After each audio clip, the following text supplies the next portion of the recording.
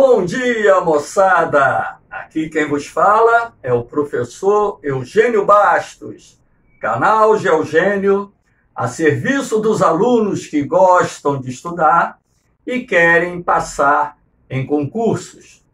Moçada, vamos fortalecer o canal, se inscrevam no canal, dê um likezinho para fortalecer o nosso canal, compartilhe os nossos vídeos para que possamos atingir o maior número possível de alunos que pretendem passar em concursos. Valeu, moçada? Fortaleça aí! Moçada, no nosso encontro de hoje, nós vamos falar sobre a bacia do Rio Amazonas. Portanto, um tema vinculado às bacias hidrográficas encontradas no território brasileiro. O Rio Amazonas nasce na Cordilheira dos Andes, lá no sul do Peru, numa localidade denominada Carrua Santa, no Nevado Nizhny, que é um dos braços da Cordilheira dos Andes em território peruano. O Rio Amazonas, na verdade, ele nasce a mais de 5.000 metros de altitude e a sua nascente, vamos passar aqui o vídeo, o slide, para mostrar a nascente do Rio Amazonas. Aqui é a localidade de Carrua Santa, nesse paredão rochoso, exatamente onde se encontra essa cruz, nós temos a nascente do Rio Amazonas. Então, o Rio Amazonas, ele é formado pelo degelo da neve que se encontra na Cordilheira dos Andes a mais de 5.000 metros de altitude. Vamos voltar ao vídeo anterior, ao slide anterior, perdão, para falarmos desse grande rio. O Rio Amazonas ele recebe várias denominações. Por exemplo, lá no Peru, ele é chamado de Apurimac. O Apurimac vai descendo a Cordilheira dos Andes e encontra-se com N, formando o rio Ucayali, que é outro nome do Amazonas. Quando o Ucayali alcança a planície amazônica peruana, ele se encontra com o Maranhão. E desse encontro até a divisa com o território brasileiro, o Amazonas recebe essa denominação, Rio Maranhão. Da entrada do território brasileiro até a confluência com o Rio Negro, ele é chamado de Solimões. E daqui até a sua foz, o nome Rio das Amazonas, nome este dado pelos espanhóis, não foi pelos portugueses. De acordo com uma expedição espanhola, que desceu o Rio Amazonas até a sua foz, navegando do Peru, num determinado ponto, essa expedição se deparou com uma tribo de mulheres guerreiras, a tribo das Amazonas, daí o termo Rio das Amazonas. É comum que nós chamemos pelo nome Rio Amazonas toda essa extensão, é o correto, ok? Portanto, o Rio Amazonas banha dois países, Peru e Brasil. Aqui no território brasileiro ele percorre aproximadamente 3.000 quilômetros. O Rio Amazonas tem algumas características peculiares. Aqui eu disse que ele nascia no Nevado Nizhny, a mais de 5.000 metros de altitude. A área da bacia, área banhada pelo Rio Amazonas e seus afluentes e subafluentes, 7.050.000 quilômetros quadrados. A extensão do Rio Amazonas, de acordo com os dados do INPE, Instituto Nacional de Pesquisas Espaciais, que fez a medição do rio Amazonas através das imagens de satélite. 6.992 quilômetros. O rio Amazonas é, portanto, o rio mais extenso do mundo, com quase 100 quilômetros a mais do que o rio Nilo, que até então era citado como o rio mais extenso do planeta.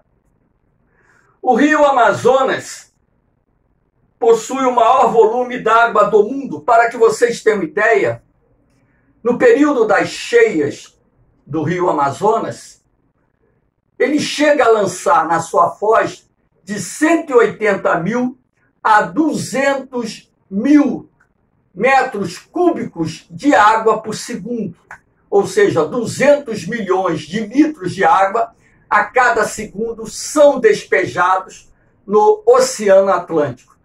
Nenhum rio do planeta tem esse volume d'água. Na bacia do rio Amazonas, estima-se que exista cerca de 17% do volume de água doce em relação à soma de todas as bacias hidrográficas encontradas no planeta, ou seja, quase 1/5 da água doce de origem fluvial existente no nosso planeta se encontra na bacia do rio Amazonas. Portanto, uma riqueza muito grande para nós. A bacia do rio Amazonas possui cerca de 20 mil quilômetros navegáveis. Qual é a importância disso?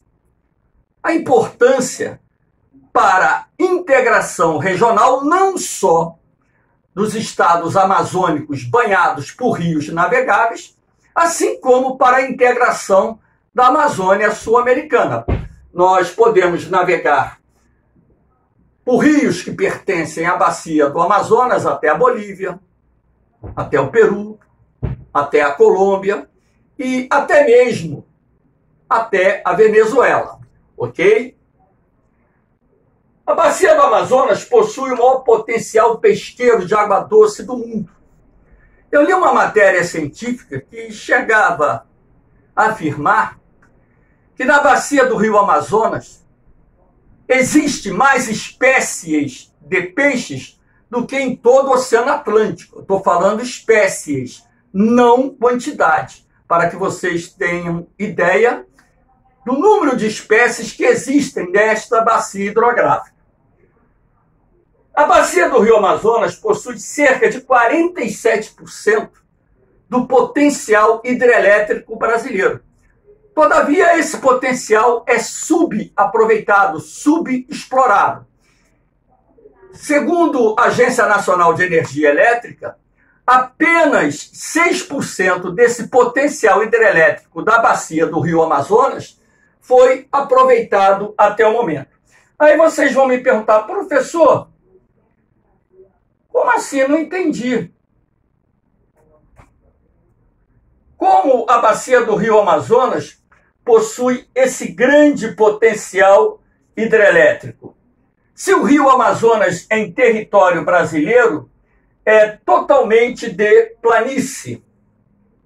Ora, nós temos que lembrar que os afluentes da margem direita do Amazonas são provenientes do Planalto brasileiro. E os afluentes da margem esquerda são provenientes do Planalto das Guianas, razão pela qual esses rios apresentam nos seus cursos corredeiras, cachoeiras, que propiciam a existência de um grande potencial hidrelétrico. Esse potencial, portanto, como eu disse, é subaproveitado. Cuidado em concurso. Quando falar sobre bacia hidrográfica de maior potencial hidrelétrico do Brasil, bacia do rio Amazonas. Bacia, não o rio Amazonas, porque o rio Amazonas, em território brasileiro, é totalmente de planície. E não se constrói usina hidrelétrica em rios de planície. Todavia, seus afluentes das margens direita e esquerda, por serem derivados ou procedentes de regiões planálticas, irão apresentar esse elevado potencial hidrelétrico. Subexplorado, como eu disse, até mesmo porque apenas 6% desse potencial foi aproveitado até o momento. O que isso significa? Significa que a Amazônia é a nova fronteira energética do Brasil, ou seja, grandes investimentos serão feitos no futuro na construção de novas usinas hidrelétricas naquela região, ok? Vamos passar aqui. Aqui, como nós estamos falando sobre usinas hidrelétricas, a construção de grandes usinas hidrelétricas na Amazônia tem sido palco de críticas, principalmente da sociedade organizada vinculada aos movimentos ambientalistas. Mas por que a construção de grandes usinas hidrelétricas na Amazônia é criticada por setores da sociedade organizada? Nós temos aqui a imagem de uma usina hidrelétrica cuja formação do lago do reservatório não se preocupou em retirar as árvores da área que seria inundada antes do fechamento das comportas para a formação do lago do reservatório. O que aconteceu? Essas árvores morreram. Aqui vocês podem observar um cemitério de árvores. Então, a formação de grandes lagos nas grandes usinas hidrelétricas da Amazônia provoca a morte de inúmeras espécies de plantas e até mesmo animais, apesar das empresas responsáveis pela execução das obras de construção dessas usinas criarem as operações que nós chamamos Arca de Noé, quando biólogos e funcionários das empreiteiras, através do emprego de embarcações, procuram retirar o máximo de animais que ficam ilhados para salvá-los. Mas, mesmo assim, muitos animais acabam morrendo porque não são retirados a tempo ou simplesmente, naquele momento da captura, ficam estressados e acabam vindo a óbito. Isso gera um impacto ambiental muito grande. Além disso, nós temos que citar as inundações das áreas ribeirinhas. Aqui nós temos, vocês podem observar, uma casa antiga, uma casa de madeira que está coberta pela água, do lago de um reservatório. Então, a formação desses lagos também acaba exigindo a remoção daquelas populações ribeirinhas das áreas que serão inundadas. Então, nós temos a remoção de produtores rurais, quilombolas, comunidades indígenas, gerando o que nós chamamos de impacto social.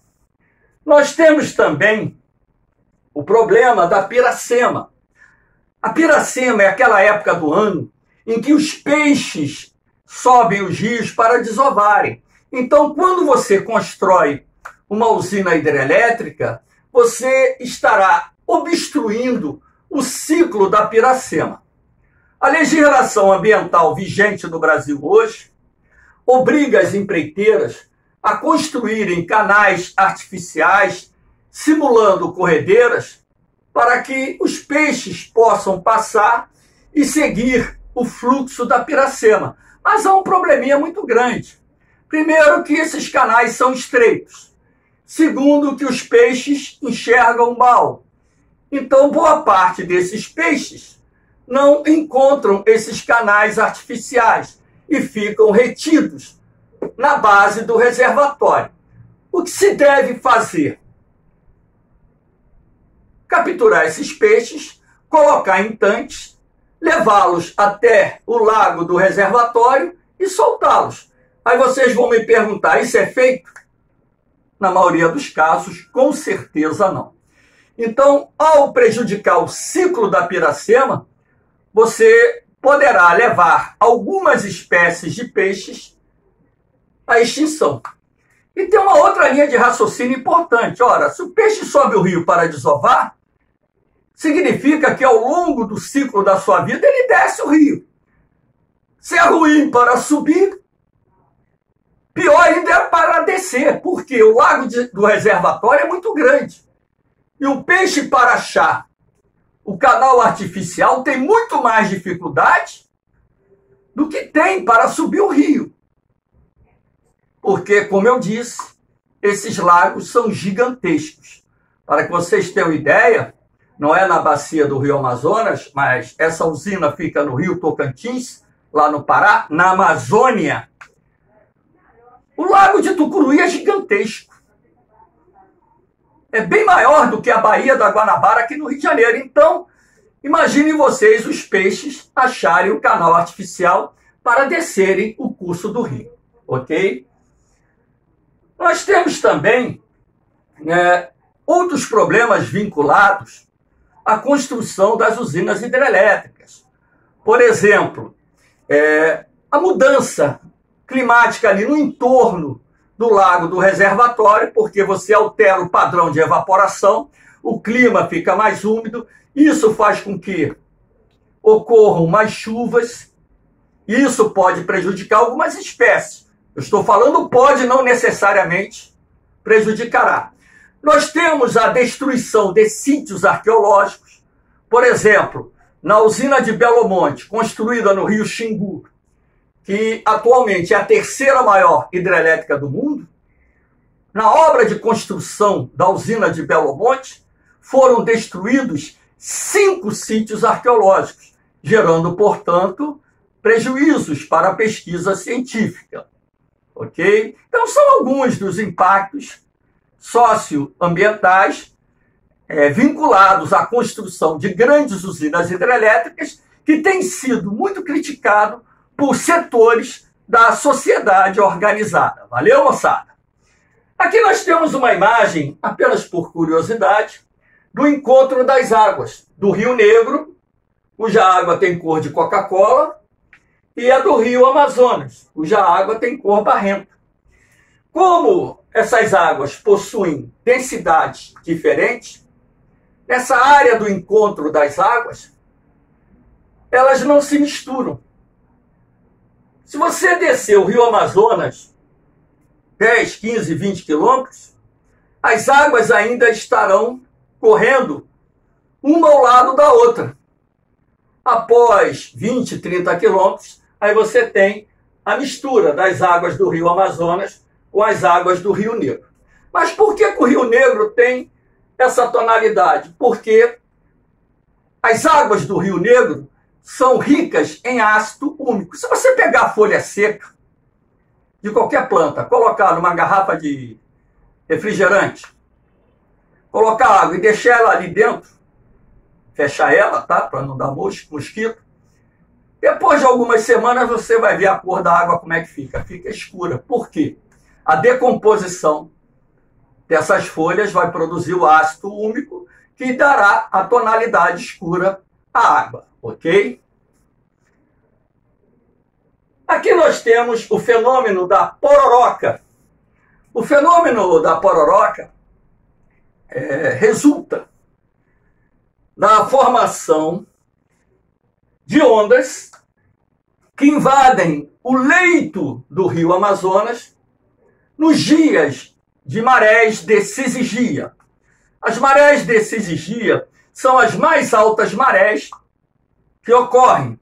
Normalmente a pororoca é um fenômeno comum em março e setembro, meses em que nós temos o equinócio, quando o Sol, então, está passando exatamente sobre a linha do Equador. Como a maré resulta da ação gravitacional do Sol e da Lua sobre as águas oceânicas, quando o Sol e a Lua passam simultaneamente, isso logicamente só ocorre durante o dia, nós temos uma subida da maré mais acentuada. São as marés vivas.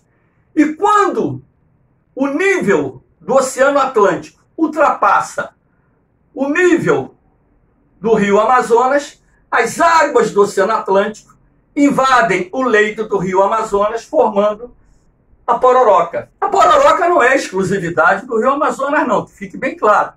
Esse fenômeno ocorre em outros rios do mundo. Mas em nenhum rio do mundo a pororoca tem a dimensão do Rio Amazonas, até mesmo porque o Rio Amazonas não é só o maior rio em extensão, também é o maior rio em volume d'água do planeta.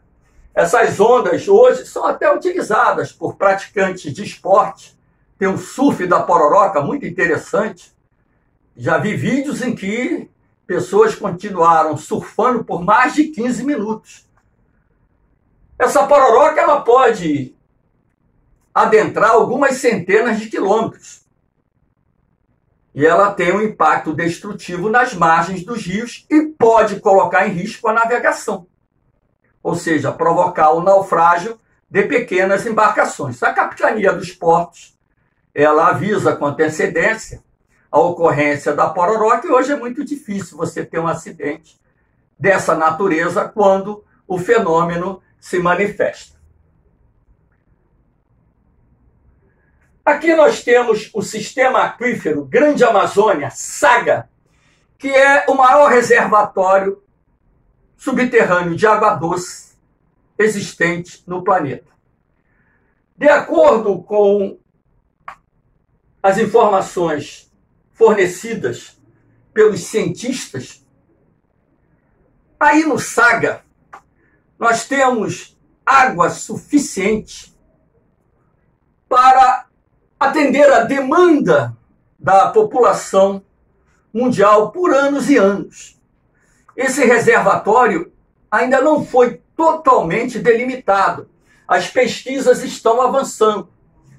Muito se falava, alguns anos atrás, do aquífero Alter do Chão. O Alter do Chão ele pega aqui o Pará, um pedaço do Amapá e um pedaço do Amazonas.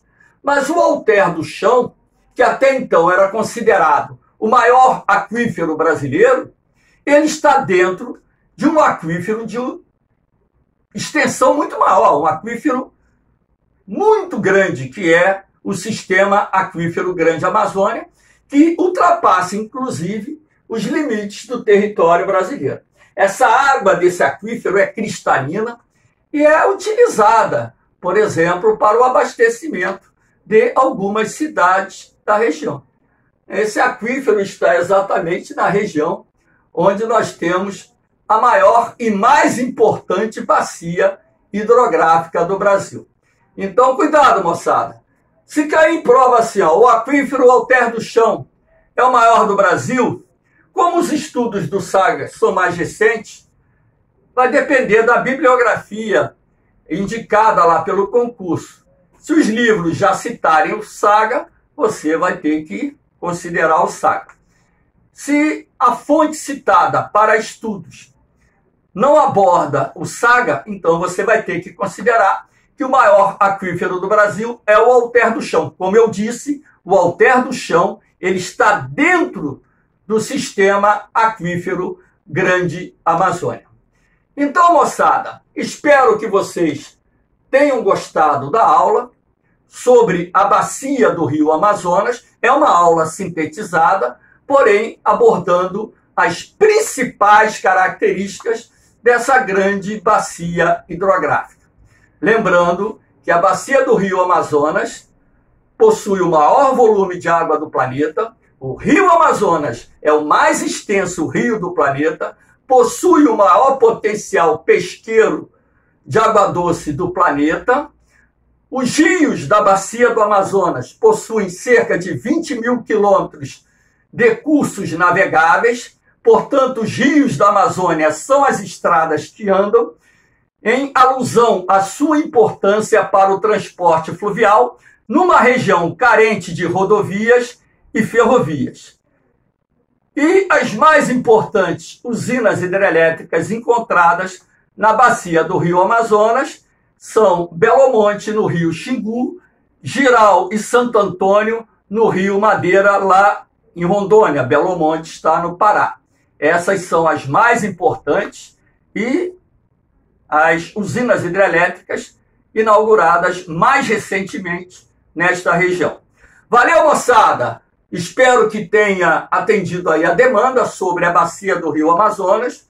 Um forte abraço, um beijão no coração e não se esqueçam de dar o like, se inscrever no canal, acionar o sininho e compartilhar o vídeo. Valeu, moçada!